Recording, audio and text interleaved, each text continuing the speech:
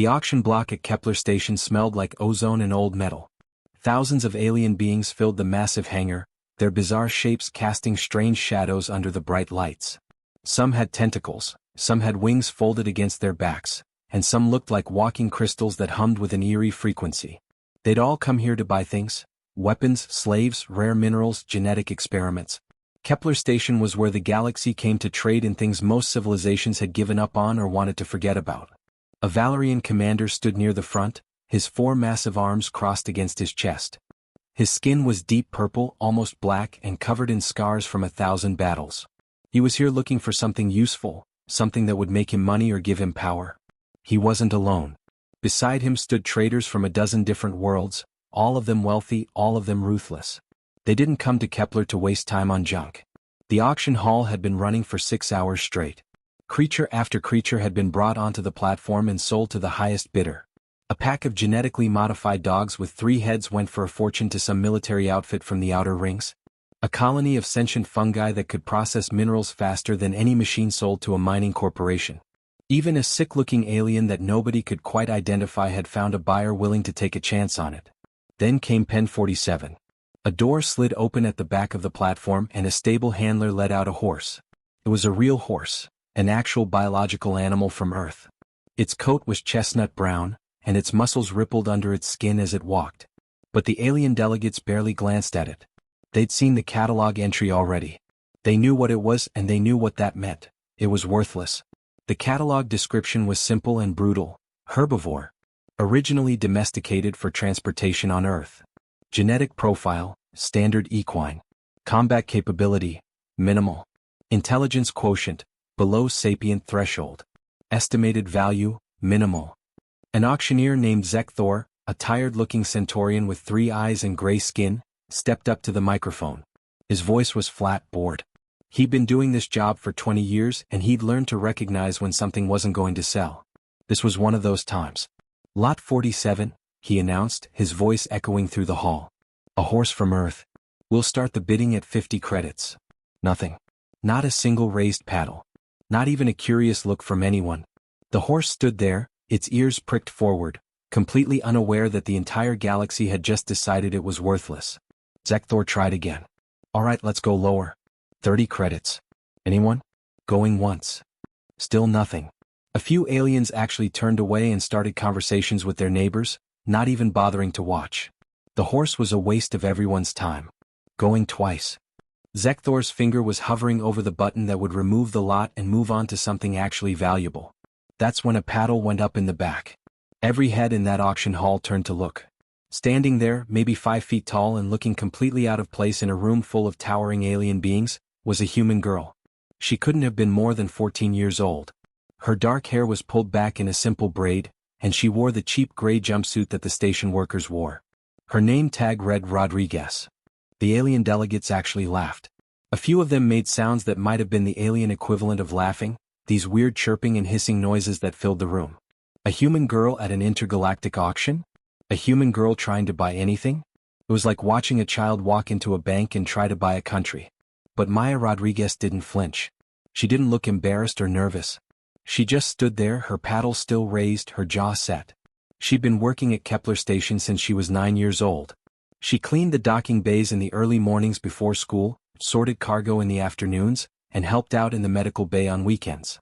Every single credit she'd earned, she'd saved in a small account that she'd opened under her own name. She had exactly 237 credits to her name. She'd counted them every night for the last 3 months. Zekthor looked at his screen. He looked at the girl. He looked back at his screen. Then he looked at the horse. Do I hear 50 credits? He asked carefully.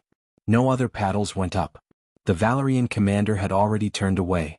Nobody else was interested. Going once, going twice, sold. The hammer came down with a sharp crack that echoed through the auction hall. Maya Rodriguez had just spent almost her entire life savings on a creature that the entire galaxy had rejected. She'd bought the worthless horse. And as she walked toward the platform to collect it, she couldn't help but smile. She saw something in that horse's eyes that nobody else had bothered looking for. Maya's quarters were tiny. Maybe 8 by 10 feet, with a narrow bunk bed, a small desk, and a window that looked out onto the gray metal walls of Kepler Station. It wasn't much, but it was hers. and now it was also home to a horse. The station's housing committee had almost thrown her out when she tried to bring Storm through the residential corridors. A horse on a space station? It violated about 50 regulations. But Maya had argued with them for hours, calmly and respectfully, until they finally agreed to let her keep the animal in her quarters as long as she was completely responsible for its care and maintenance. If anything went wrong, she'd be the one paying for it and facing consequences. The first few days were chaos. Storm was confused and scared. He'd been transported in a cargo container, moved through unfamiliar corridors, and now he was trapped in a tiny metal room with artificial gravity and recycled air. He paced nervously, his hooves clicking against the metal floor. He refused to eat much of anything. He'd throw his head up and neigh in a way that made the whole room vibrate. But Maya didn't panic. She didn't try to force him into submission or use any of the chemical calming agents that people suggested. Instead, she sat with him for hours. She'd sit on the floor of her quarters and just be near him, reading or studying for her station classes, letting him get used to her presence.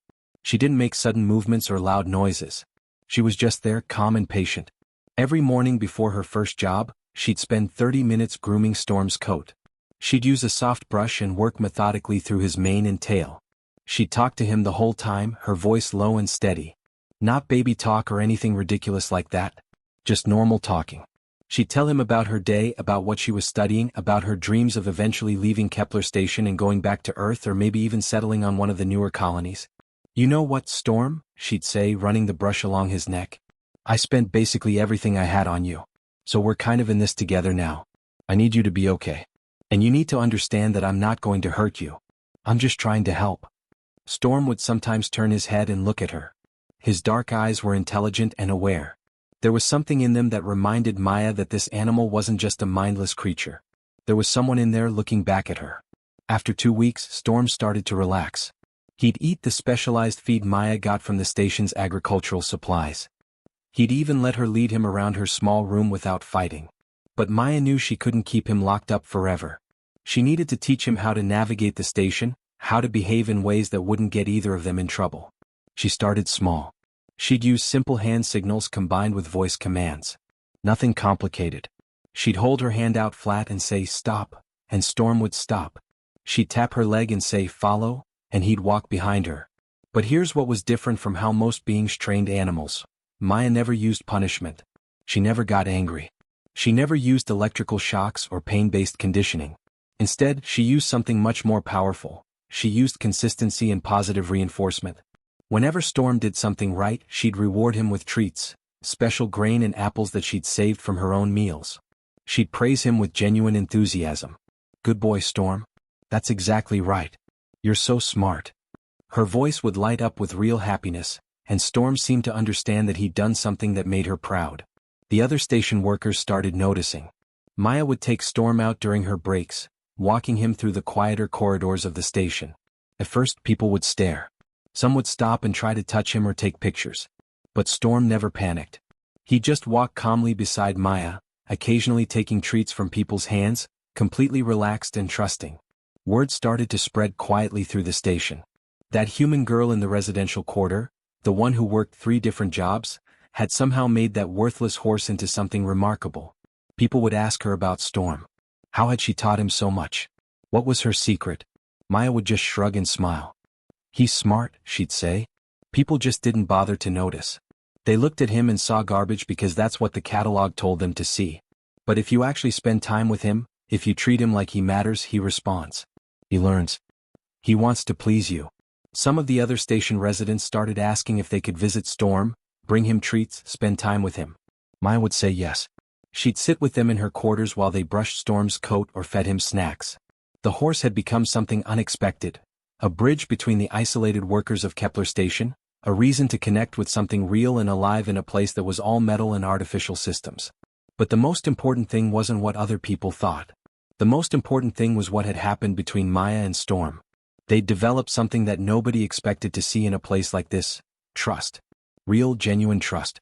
Storm chose to listen to Maya not because he was programmed to, not because he was afraid, but because he understood that she cared about him. And Maya understood that Storm was far more intelligent and capable than anyone had bothered to recognize. Together, they'd become proof that sometimes the greatest gift you can give another being isn't fancy technology or genetic enhancement.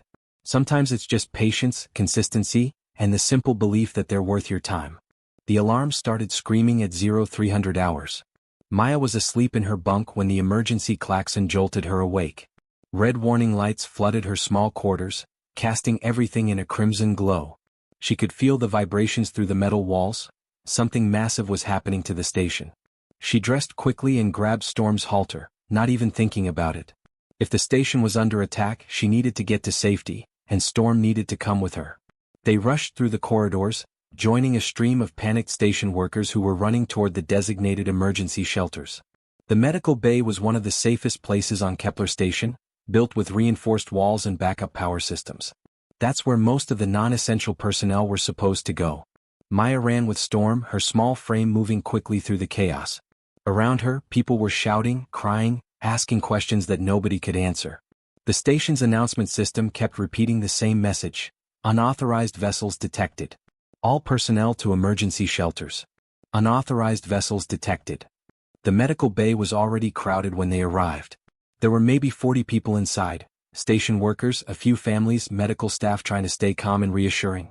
Dr. Hassan, whom Maya had helped in the medical bay countless times, nodded when he saw her. He'd always been kind to her, always remembered her name and asked how her studies were going. "Get in here, Maya," he called out, gesturing toward the back of the bay. "Bring the horse. Everyone secure the doors." Maya and Storm moved inside, and the heavy metal doors slid shut with a pneumatic hiss. Everyone tried to calm down, but the fear was thick in the air. People whispered to each other, wondering who was attacking, what they wanted, whether the station's defense systems would hold. Then came the sound of explosion. The whole medical bay shook. Dust fell from the ceiling panels. Someone screamed. An emergency light flickered and died, leaving them in semi-darkness with only backup lighting to guide them. "They've breached the outer corridor," someone whispered.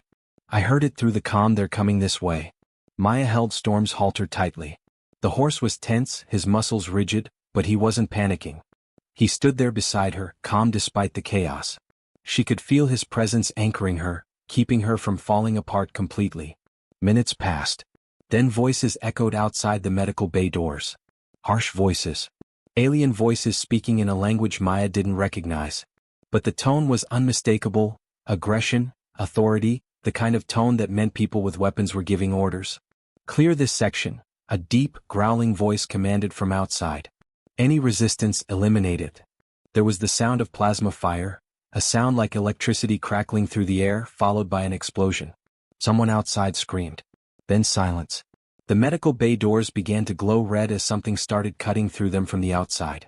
Everyone backed away, pressing themselves against the far wall. Dr. Hassan stood in front of the civilians, his hands raised, trying to decide whether to fight or surrender. The doors gave way with a sudden burst of sparks and hot metal. Standing in the smoking doorway was a Valerian soldier. He was massive, easily 8 feet tall, with 4 arms and skin like dark leather.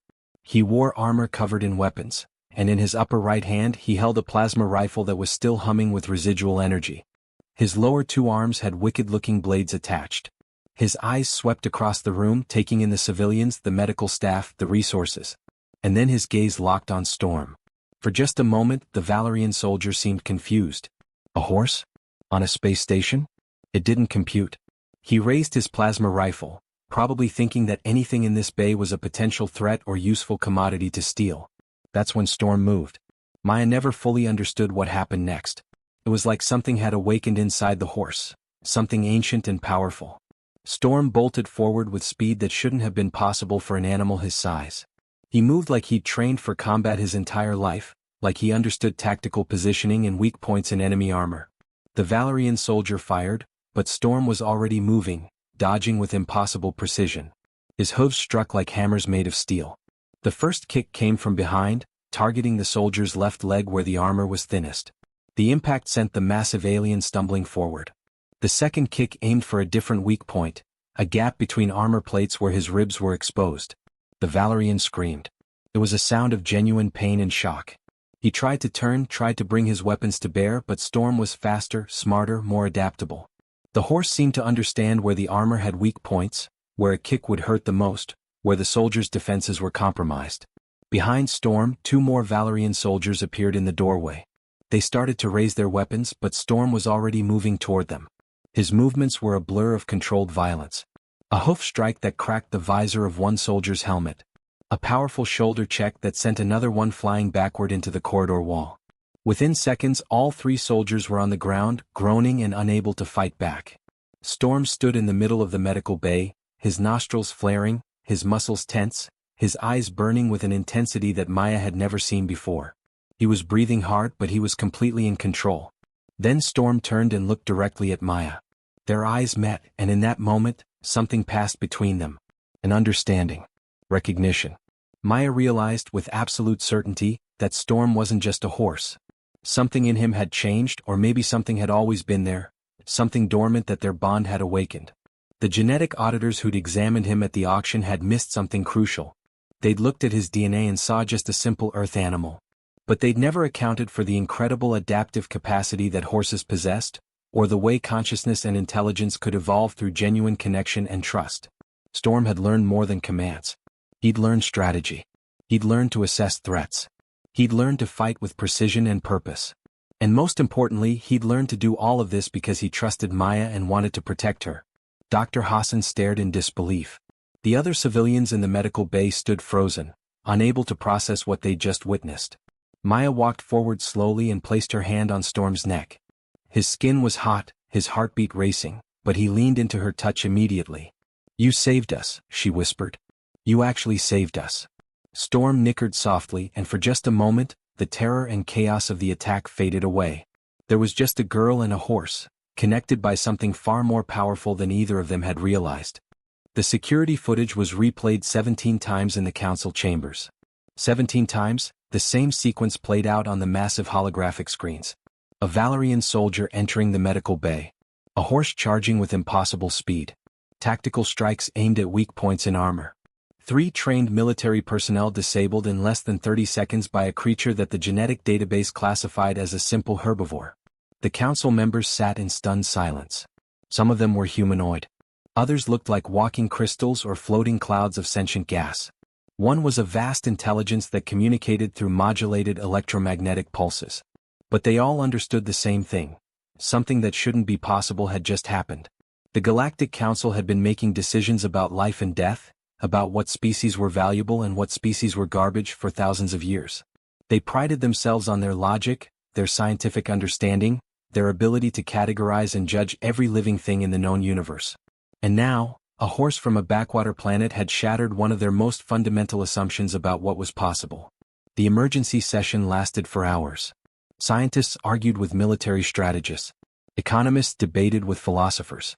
Everyone had a different opinion about what Storm actually was and what his actions meant.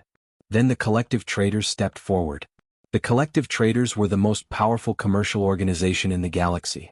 They dealt in everything: resources, weapons, living creatures, even entire planets if the price was right. They'd been the ones who'd rejected Storm at the auction in the first place. They'd looked at him, seen no profit potential, and moved on without a second thought. Now they were furious. "The girl has stolen valuable genetic material," their representative announced, a slick-looking meridian with scales that shifted between purple and green. "That horse represents a potential breakthrough in biological combat enhancement. It should belong to the collective. We demand custody of the creature for proper analysis and development." They were offering Maya a generous sum of credits. Enough to make her rich by station worker standards. Enough to buy a comfortable life on any colony world she wanted. All she had to do was hand over Storm. Maya refused. The news spread like wildfire through the station and then across every communication network in known space. A 14-year-old human girl was refusing to surrender her horse to one of the most powerful organizations in the galaxy. It was David and Goliath, except this time David was a kid from a backwater planet and Goliath was a trillion-credit megacorporation. The collective traders took her to court. Not a simple station court, but the Galactic Council's legal chamber. The proceedings were broadcast across 1,000 worlds. Everyone wanted to see what would happen. Maya stood in that massive chamber, looking impossibly small, surrounded by towering alien beings in formal robes and displays of power and authority. She didn't have a fancy lawyer. She had Dr. Hassan, who'd volunteered to speak on her behalf, and a communication specialist from the station who'd helped her prepare her statements. The collective's lawyers presented their case with cold precision. They showed scientific analyses proving that Storm possessed enhanced cognitive abilities and physical capabilities that couldn't be explained by standard equine genetics. They argued that these abilities represented intellectual property that the collective had a right to develop and monetize. They presented financial projections showing how much profit could be made if Storm's genetic structure was properly weaponized. It was all very logical, very rational, very much in line with how the galaxy had always operated. Then it was Maya's turn to speak. She wasn't a trained speaker. She didn't have prepared arguments full of legal jargon and scientific terminology. She just told the truth, speaking in a clear, steady voice that somehow carried through that massive chamber. Storm isn't a thing, she said. He's not a resource or an experiment or intellectual property. When I bought him at the auction, he was just a horse. He was scared and confused and nobody wanted him. But I spent time with him. I treated him with respect. I trusted him and he trusted me. And something happened between us. He learned not because he was programmed to learn, but because he wanted to learn. He wanted to understand what I was saying. He wanted to make me proud. She paused, gathering her thoughts. What happened in the medical bay wasn't because someone engineered him to be a weapon. It happened because he cares about me. He understood that there were people trying to hurt me and he protected me. He made a choice. He used strategy and intelligence and physical ability to save lives. That's not something you can do with a thing. That's something you can only do if you're a person. Storm is a person. He deserves rights. He deserves to make his own choices about his life. The chamber erupted. Some delegates were arguing, some were making sounds of agreement, some were conferring with their advisors. The council president called for order and announced that they would need to deliberate. The decision took 3 days. When the ruling finally came down, it shocked the galaxy. Storm was officially declared sentient. Not through genetic engineering or laboratory manipulation, but through something far more profound, through genuine partnership, mutual trust, and the bonds that form between conscious beings who choose to care about each other. The ruling set a precedent that consciousness and personhood could be achieved through connection, not just through biological specifications or programming. Storm was declared to have full legal personhood rights. He couldn't be sold, couldn't be owned, couldn't be used as property. Maya wasn't his owner. She was his guardian and his partner. The collective traders appealed, of course, but the appeal was denied. Other species began looking back at their own worlds, wondering what creatures they dismissed as worthless or simple. What other beings might possess hidden depths that nobody had bothered to discover. The ruling changed everything. It wasn't just about Storm anymore. It was about the galaxy's entire understanding of what deserved rights, what deserved respect, and what it truly meant to be alive. After the council's ruling, everything changed. Maya and Storm didn't set out to become famous or important. They just wanted to live their lives quietly on Kepler Station. But the galaxy had other plans. News networks across 1,000 worlds wanted to interview them.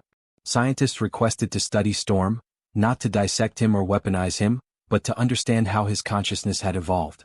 Universities wanted Maya to speak about her methods, to teach other people how to connect with animals in meaningful ways. But what started as curiosity quickly became something bigger, a movement. On Earth, people began looking at the animals they'd domesticated thousands of years ago with new eyes. Dogs, cats, horses, dolphins, creatures that humanity had lived alongside for millennia but had never truly recognized as partners in the fullest sense. Scientists began conducting studies on animal intelligence that didn't involve cages or tests or pain. They used patience and trust instead, the same methods Maya had used with Storm. Within a year, there were documented cases of dogs performing complex tactical movements. Dolphins communicating in ways that suggested they possessed abstract reasoning and strategic thinking. Horses demonstrating problem-solving abilities that rivaled many sapient species. It wasn't that these animals suddenly gained intelligence. It was that people finally stopped looking at them as simple creatures and started treating them as partners worthy of respect. On other colony worlds, different species began experimenting with bonding with their native animals. The Valorians, the same warrior culture that had tried to weaponize Storm, discovered that the massive creatures they'd used as beasts of burden for centuries possessed incredible emotional depth and loyalty. When treated with respect and trust instead of domination and fear, these animals became partners in ways that changed Valorian society fundamentally. The Centaurians brought their herd animals into their cities and discovered that these creatures had artistic sensibilities and could appreciate beauty and music. The crystalline beings from Kepler 452b found that the silicon-based organisms they'd always considered mere resources were actually conscious in ways completely different from organic life, possessing a kind of networked awareness that spanned entire ecosystems. Maya became an ambassador, but not in any official capacity. She and Storm traveled to different worlds, not to give speeches or grand presentations, but simply to live their lives in public. They visited universities where researchers could observe them. They walked through cities where people had never seen a horse before. They showed that partnership between different kinds of beings wasn't about superiority or dominance. It was about genuine connection. She started a foundation called Second Chances. The organization worked with species across the galaxy to identify animals and creatures that had been dismissed as worthless or primitive. They provided education and resources to help connect these beings with people who were willing to invest time and trust in building genuine relationships with them. What emerged was revolutionary, a network of partnerships between humans and Earth animals that rippled outward. Other humans bonded with animals, and those bonds created the same awakening that had happened with Storm. A woman named Rebecca trained a German shepherd named Atlas who eventually helped establish a completely new form of law enforcement based on partnership rather than authority. A man named Kevin worked with dolphins in the oceans of an ice moon, and together they discovered entirely new forms of underwater communication. But the most profound change happened in how the galaxy viewed strength and power itself. Military academies that had been built entirely on concepts of genetic superiority and technological dominance began to shift their philosophy. They realized that the most effective teams weren't just composed of the strongest beings or the most advanced weapon systems. They were composed of individuals who trusted each other, who understood each other, who'd built genuine connections based on mutual respect. The collective traitors, humiliated by their loss in the Storm case, eventually shut down their genetic engineering division. Some of the scientists who'd worked there began pursuing different research, studying consciousness, studying connection, studying the mysterious ways that trust could transform living beings into versions of themselves they'd never been before. Years passed. Maya grew older. She finished her education and chose to dedicate her life to her foundation work. She never sought wealth or power. She just kept showing up, day after day, helping to build bridges between species and between individuals. Storm lived a long life. Much longer than horses typically lived. Some of the scientists who'd examined him suggested it was because of the bond he shared with Maya. That genuine connection somehow extended his lifespan, that love was a biological force that nobody had fully accounted for before. When Storm finally started to age, when his movements became slower and his energy began to fade, the entire station knew. People would come by Maya's quarters to see him, to thank him, to understand that they were witnessing the end of something profound. When Storm finally passed away on a quiet afternoon, with Maya standing beside him and her hand on his neck, the memorial service brought together beings from across the galaxy. Valerian warriors who'd never cried before found themselves weeping. Crystalline intelligences modulated their electromagnetic frequencies into patterns that sounded like mourning. Humans from 100 different worlds shared stories about how Storm's existence had changed their lives, had changed the way they saw the creatures they lived alongside, had changed the fundamental way they understood what it meant to be strong. Maya stood in front of that gathering and spoke about Storm's life. Not his combat achievements or his tactical brilliance, but his gentleness. His patience with her when she was learning how to care for him. His willingness to try new things because she asked him to. His incredible capacity for trust. Storm taught us something that no textbook could ever teach, she said, her voice steady but full of emotion. He showed us that real strength isn't about genetic codes or military programming or how much power you can wield over others. Real strength is about being willing to trust. It's about being open to connection with another being, even when that being is completely different from you. Storm was just a horse. But he had more courage, more wisdom, and more strength than any weapon ever created. The gathering stood in silence. What started with a girl spending her life savings on a rejected horse had changed the entire galaxy's understanding of power, of worth, of what it meant to be alive. Storm hadn't conquered worlds or bent nations to his will. He'd done something far more powerful. He taught an entire civilization that strength and value weren't measured by dominance or superiority, but by the capacity to connect, to trust, and to grow alongside another being. And that lesson lived on, in every partnership, every bond, every moment of genuine connection that spread across the stars because one girl had believed in something that nobody else could see.